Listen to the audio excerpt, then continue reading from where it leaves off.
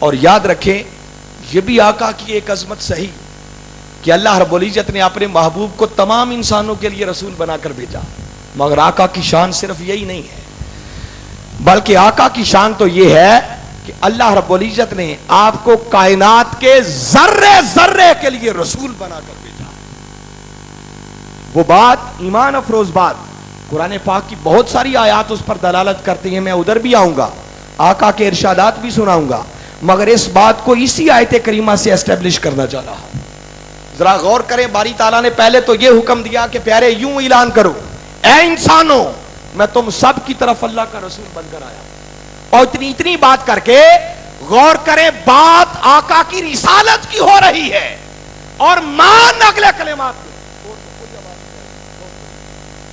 چلنے دو،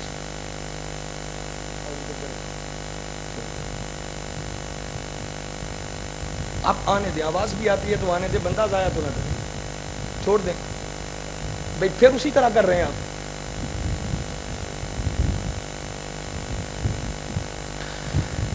تو بات ذرا غور سے سنیں کہ اللہ رب العزت فرما کیا رہے ہیں، پہلے بات اپنے محبوب کی شان رسالت کی اور مان اگلے کلمات میں تعارف اپنا کروایا، اور وہ تعارف بھی بڑا خاص ہے۔ اپنے محبوب کی شان رسالت کا اعلان کروانے کے بعد آگے فرمایا پیارے انہیں یہ بھی بتا دو کہ اس اللہ کی طرف سے رسول بن کر آیا ہوں، کون؟ الذی لہو ملک السماوات والارض، جو تمام زمینوں اور آسمانوں کا بادشاہ ہے۔ مولا آپ کے اس تعارف کی یہاں ضرورت کیا تھی؟ اس کا آقا کی شان رسالت کے ساتھ جوڑ کیا بنتا ہے؟ فرمایا لوگوں ہاں اس مقام پر اس تعارف کی ضرورت اس لیے تھی تاکہ قیامت تک آنے والے لوگوں کو پتہ چل جائے کہ جو بیچنے والا ہے، جہاں جہاں تک اس بیچنے والے کی بادشاہت ہے، وہاں تک کے لیے آنے والے کو رسول بنا کر بھیجا جا رہا ہے، جس کا معنی یہ ہے کہ اب اگر وہ خدا سب زمینوں اور آسمانوں کا بادشاہ ہے تو اس کا معنی ہے کہ جہاں جہاں تک اس اللہ کی بادشاہت ہے وہاں تک کے لیے محمد مصطفیٰ کو رسول بنا کے بھیجا جا رہا ہے۔ جب کوئی اس شان کے ساتھ رسول بن کر آ جائے تو اس کے بعد کسی اور نبی اور رسول کی گنجائش باقی نہیں رہتی ہے۔ اسی بات کو کبھی دیکھنا ہو تو قرآن پاک کے بہت سارے مقامات میں آپ کے گوش گزار کرنا چاہ رہا ہوں۔ دیکھیے آقا کی شان رحمت کا ذکر ہوا تو باری تعالیٰ نے یہ نہیں فرمایا کہ پیارے ہم نے آپ کو صرف انسانوں کے لیے رسول بنا کر بھیجا، نہیں، فرمایا وَمَا أَرْسَلْنَاكَ إِلَّا رَحْمَةً لِلْعَالَمِينَ، پیارے ہم نے آپ کو سارے جہانوں کے لیے رحمت بنا کر بھیجا، تو سارے جہانوں کو آپ کی چادر رحمت میں داخل کر دیا۔ جب آپ کی شان نذیریت کا ذکر کیا تو سورہ فرقان کی پہلی آیت کو پڑھیں، فرمایا تبارک الذی نزل الفرقان علی عبدہ لیکون للعالمین نذیرا، فرمایا بہت بابرکت ہے وہ رب جس نے نازل کیا فرقان اپنے بندے پر، اور کیوں نازل کیا؟ آگے فرمایا لیکون للعالمین نذیرا، اس لیے تاکہ وہ رسول سب جہانوں کو ڈر سنانے والا بن جائے۔ ہمارے محترم صبغت اللہ قادری صاحب تشریف لائے ہیں، جنگ سے ہم انہیں ویلکم کہتے ہیں۔ حاضرین مکرم بڑی قابل غور ہے، میں نے بتایا کہ آقا کی شان رحمت کا تذکرہ ہوا تو وہ بھی پوری کائنات کے لیے سب جہانوں کو اس کے اندر شامل کر دیا۔ آقا کی شان نذیریت کا ذکر ہوا تو فرمایا لیکون للعالمین نذیرا، اس لیے اس رسول پر کتاب نازل کی تاکہ وہ سب جہانوں کو ڈر سنانے والا بن جائے۔ پھر سارے جہان داخل کر دیے۔ اس قرآن کی بات ہوئی جو آقا پر وحی نازل ہوئی تو باری تعالیٰ نے فرمایا ان ہوا الا ذکر للعالمین، لوگوں ہم نے اس وحی کو، اس قرآن کو بھی کسی ایک فرد، قوم یا جماعت کے لیے ذکر بنا کر نہیں بھیجا، بلکہ فرمایا للعالمین، ہم نے اس قرآن کو بھی سب جہانوں کے لیے ذکر بنا کر بھیجا۔ یہ سب باتیں اس بات پر دلالت کر رہی ہے کہ لوگوں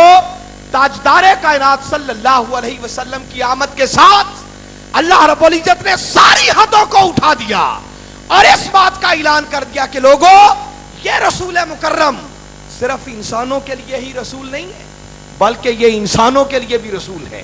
حیوانوں کے لیے بھی رسول ہے، جمادات کے لیے بھی رسول ہے، نباتات کے لیے بھی رسول ہے، چرند کے لیے بھی رسول ہے، پرند کے لیے بھی رسول ہے، ملائکہ کے لیے بھی رسول ہے، جنوں کے لیے بھی رسول ہے، زمینوں کے لیے بھی رسول ہے، آسمانوں کے لیے بھی رسول ہے۔ گویا جہاں جہاں تک اس رب کی ربوبیت کا دائرہ ہے، وہاں وہاں تک کے لیے مصطفیٰ کو رسول بنا کر بھیجا۔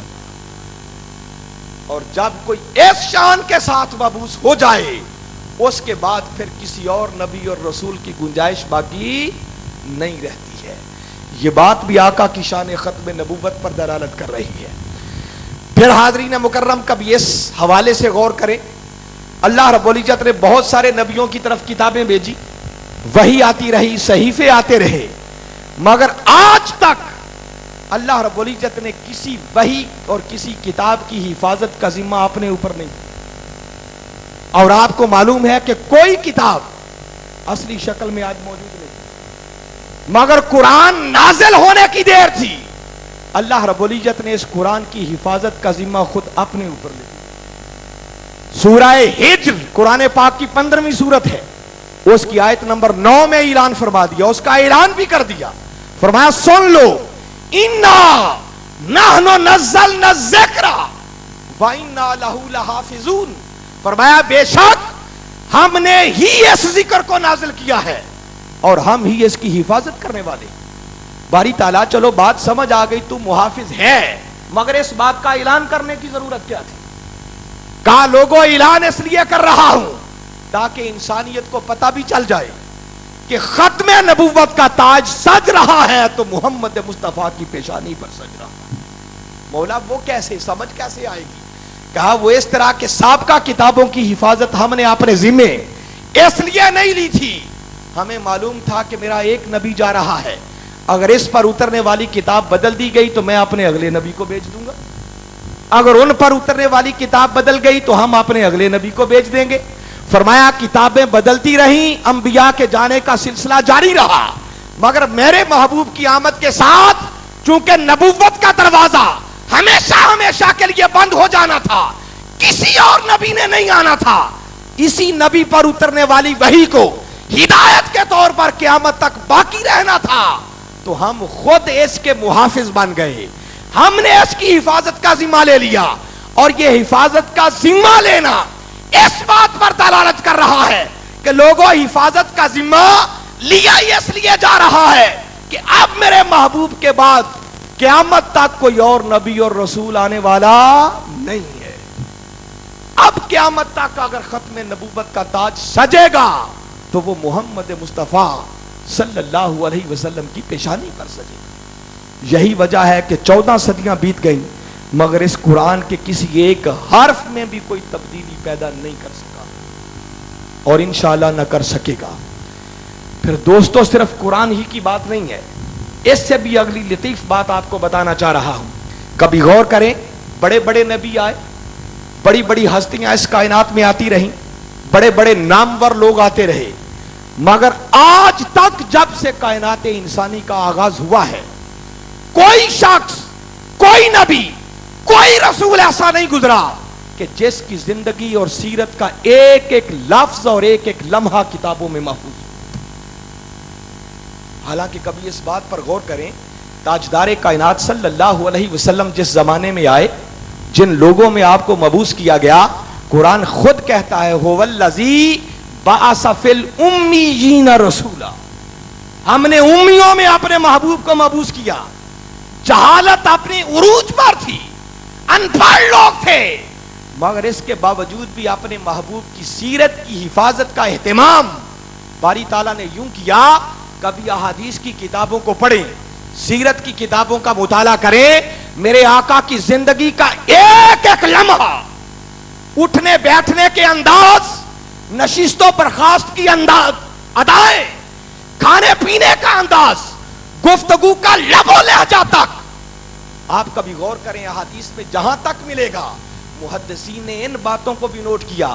آقا مسکراتے کیسے تھے، मुस्कुराते थे तो आप आका के कितने दंदान मुबारक जाहिर होते थे।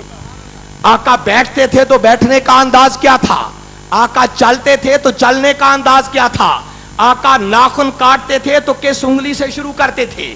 आका की गुफ्तगू का लबो लहजा तक मैं बता रहा हूं। आका अमामा किस रंग का पहनते थे, उसका शिमला कितना छोड़ते थे, कपड़े किस रंग के पहनते थे, एक एक बात किताबों के अंदर क़यामत तक के लिए महफूज कर दी गई। क्यों? इसलिए कि बारी ताला ने कुरान में फरमा दिया था, लक़द कान लकुम फी रसूलिल्लाहि उस्वतुन हसना।